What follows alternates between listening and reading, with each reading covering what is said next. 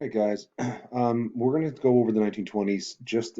I'm going to break this up into a few different videos so that it's kind of chunked out. So what you need in front of you for to do this part of the video is, a second, you'll need these three things, right?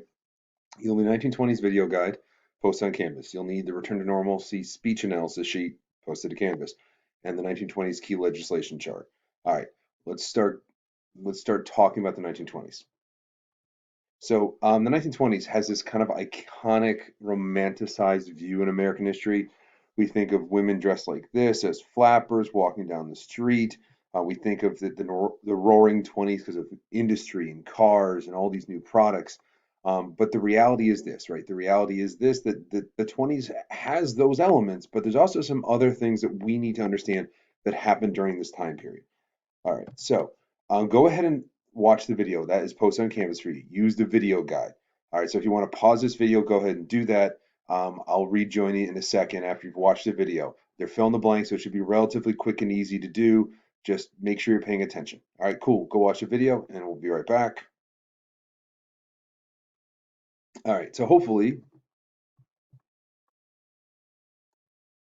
you've watched the video. All right, I had to change the screen a little bit here to make sure everything got caught was captured. All right, so hopefully you've watched the video, and there's some big takeaways, things I would normally, if we were in class, have stopped, talked about, had you add to your sheet.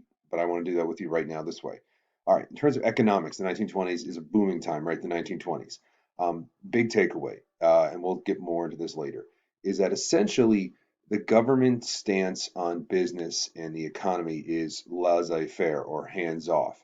They don't believe it's their job to regulate. They don't believe it's their job to interfere. They think big business can handle these things and handle problems on their own. All right, we'll get into that later when we talk about causes of the Great Depression.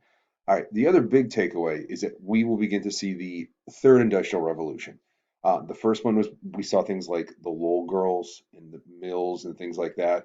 Um, then we get a little bit later to the Gilded Age, where we start seeing those big factories. America becomes this dominant industrial power. And then finally, we see the third industrial revolution. And it's really led by people like Henry Ford, like a Ford Motor Company, who comes up with the idea of the moving assembly line that you basically you stand where you are, the product comes to you, and you do the same motion over and over and over and over and over again.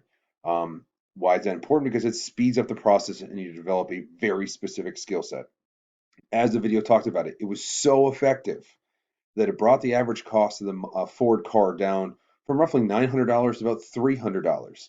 That is a huge savings, which also then means the car becomes more affordable and accessible to a greater number of people. All right, culturally, America changes a lot. The video mentioned it, and I'm going to stress it. This idea that there's a youth culture and a leisure time that now exists, and that's in large part because America is no longer a rural farming country. We went from basically being dominated by farmers and farming to now being an urban society. How does that lead to new cultures? Think about it. You used to be spread out. Your neighbor could be a couple miles away. Now, where's your neighbor? Next door, just a few feet away. All right, so that makes it possible for youth culture and other cultures to begin to really emerge because now it's accessible. It is possible to do that.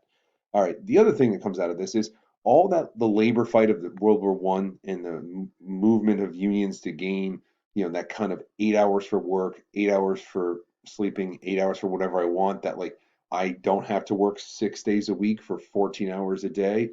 That's beginning to go by the wayside. So now people have time and they have money and they can start spending it on things that they enjoy doing. So leisure time becomes a much larger part of the American life. As the video talked about, Americans enjoyed the greatest standard of living of anyone in the world in the 1920s, and we can start to see why. All right, consumerism. Now, this could be a good or bad thing depending on how you want to look at it. When we were farmers, we had to kind of make things for ourselves. The Industrial Revolution made products more available, but that was for those who were really living in the city. Now that most of us live in the city, or a majority live in the city, consumerism becomes a thing. And a lot of it is that suddenly, because of going up to here, the third industrial revolution, right, making products faster, cheaper, and easier, suddenly we have the new products. We have things like a dishwasher, cars, radios, vacuum cleaners, all of these items become readily available. And we're more than willing to buy them. And that will be a problem that also we'll get to a little bit when we talk about the causes of the Great Depression. We buy lots of things. Now, with it also comes this idea of advertising and marketing. You begin to see with mass magazines and newspapers people being targeted. It sounds crazy because it's a little sexist, because, well, it's a lot sexist, that these vacuum cleaners, the dishwashers, all these items were marketed towards women as a time-saving device that they could now do more things.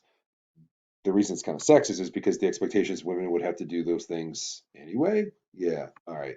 Anyway, new entertainment, movies, radio, sports all become widespread. We start to see celebrities, really for the first time in American history. We have sports celebrities like a Babe Ruth. We have Claire Bow, a famous actress. We have eventually, we'll see Charlie Chaplin in movies. So all of these come together to create what is, again, we're talking about pop culture, leisure time, youth culture. None of this stuff would have been possible unless we had the technology and the community shift that takes place in the 1920s.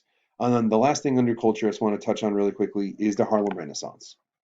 Um, the Harlem Renaissance is the beginning of what I kind of consider black culture going mainstream. Throughout American history, black culture and people within the black community had basically been, either discriminated against, forced into slavery, poverty, all these things. But what's fascinating is the 1920s and the Harlem Renaissance kickstarts essentially this trend over many years, right? I made put that in the video guide on the notes on the bottom that it starts with jazz music, but the video talked about how it really became popularized because a white person had made it, made the music. And we'll see the same thing in the 1950s when we see rock and roll emerge. Rock and roll was essentially um, rhythm and blues that was taken from black musicians and made popular. You know, Elvis Presley, who was one of the most famous artists of the 50s and 60s, his music was some of it was actually performed by a black artist. He just made it mainstream because, well, he was a good-looking white guy and he could quote dance, whatever that means. And anyway, that'll this trend continues. We see it with rock and roll in the 50s and 60s. We'll see it again 80s, 90s, and present with the emergence of hip hop. Black culture goes mainstream. All right, and the Harlem Renaissance is the start of that. Now, here's the thing: we have romanticized this time period. We've said so much about it being awesome and great, but there's a lot of ugly stuff here too. All right, first of all, the KKK. As the video talked about, the KKK reached the height of its power.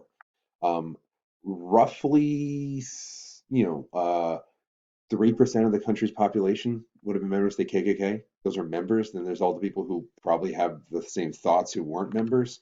So it's pretty scary to think that the U.S. had become that connected to hate groups. Why? Simply put, uh, between the Harlem Renaissance and Black culture becoming mainstream and the Great Migration, which was the movement of blacks from rural parts of the South to either cities in the South or the North, it created a lot more backlash than I think people anticipated. And so there was often violence in cities against blacks, particularly in the North, where they had not been before. So sadly, it's a reaction to blacks moving out of what were sharecropping and tenant farming into better situations. Xenophobia, that's a key term. You got to know it from the 1920s. Essentially, the idea is that we fear outsiders. We create those immigration acts and laws to limit their ability to come in. Sacco Vicenzi, the Palmer raids. If you weren't mainstream and you weren't Protestant and white, you were suddenly an enemy, particularly communism. Later in the 1950s, you'll see another fear of communism. So this is the first Red Scare. We're going to get a second Red Scare in the 50s and 60s. Prohibition. It has been romanticized, this idea of like Scarface and Al Capone. People love to talk about this guy and talk about what a hero he was. But the reality is he's also a stone cold killer, and his men were responsible for the death of hundreds, if not thousands of people. The connection I would make here is one, this law gets passed, and we talked about it a little bit earlier in the unit with the stuff from World War One. But no one follows the law. No one cares about the law. It's violated openly. Everyone's cheating on it. Eventually gets repealed in the very beginning of the 1930s. But to me, again, making connections to other time periods in history is that when you try to, morally force people to your ideology, it tends to go back, it tends to backfire. We get to the 1980s and we'll have something called the war on drugs and just say no and dare and all these things that come out. And the reality is the US has spent tons of time, money, and resources trying to fight the war on drugs. And I think we can probably argue it hasn't been that successful. And now what we're seeing is in locally states are beginning to loosen certain rules and laws about drug possession or usage or beginning to get people out of jail who spent a lot of time there. So I would make a pretty strong parallel connection to the prohibition failures in what I think most people would argue has been a not so successful war on drugs. And then lastly, scandal. The Teapot Dome scandal is a big deal. It leads to incredible loss in trust in the government. Essentially, um, Fall was using federally owned land to lease out to private companies. This land was supposed to be the oil reserve for the U.S. military, and instead it was now being pulled out, extracted, and sold for profit by Sinclair, which was a large oil company. Um, Again, this shows the danger of government and business being too close to one another instead of keeping them at arm's length or regulating them, they work very closely with them. All right, takeaways. Now, real quick, I want to go over something. Start introducing major legislation in the 1920s. All right, you should have a sheet about Warren G. Harding's return to normalcy. So, what I want to do really quickly with you, because I only have a few minutes left in the video, is to kind of talk about what does he mean by a return to normalcy. All right, what do you think he means by normal? What was going on leading up to it? All right, so we don't need to read the whole thing. All right. I just want to read a couple key sections of it. If we start looking here, right, the Republic has its ample tasks. If we put an end to false economics, which will lure humanity to utter chaos. False economics, what does that mean? Well, it's talking about communism. Communism, again, is this idea that the government or the state controls and owns everything for the benefit of the greater good. He's wholly rejecting that, and the video kind of alludes to that. They believe in big business, not government control. All right, you get down here a little bit further. Uh, if we can prove a representative popular government under which a citizenship what it may do for the government rather than what the government may do for individuals. All right, we shall do that to make democracy safe for the world than all armed conflict ever recorded. So the connection I want you to make here is he's basically saying like we need to show the world that democracy and capitalism work. If we are this amazing example of that, we can basically combat communism and its or other crazy ideologies like that or something, those far right or left ideologies by just simply being capitalist and showing that it works. We don't need to go to war. We can stop we don't need to get into a conflict with these people. This should hopefully sound familiar. The thing I want you to get out of this is that this should sound like a city on a hill, right? All the way back to John Winthrop, him saying that the Messages Bay needs to be an example to the world. Well, he's saying the same thing. Instead of it being about Puritan values, it's about capitalism and democracy. So some of those ideas all the way back to the beginning of the class are still coming out. All right. The other thing is the world needs to remember all human ills are not curable by legislation. So again, hands off. So the big takeaway we want to get out of this, right? What that chart you have on the bottom, right? What is his idea of normal? And what does he think is abnormal? All right, let's start with what may be considered normal. All right, so normal would be small government, right? Um, if you want to also tack in a government that's pro-business, uh, democracy, obviously he's going to be normal, and he's also here's the thing. He's just we do not the part right here. Rather than the government, what's the the world than all armed conflict ever recorded. That part, right? We just got out of a war, so he's saying we want to then isolate, focus on ourselves. So again, his idea of normal is capitalism, pro-business. Two, a kind of isolationist America first rhetoric and ideology. And the government cannot solve all their problems through legislation.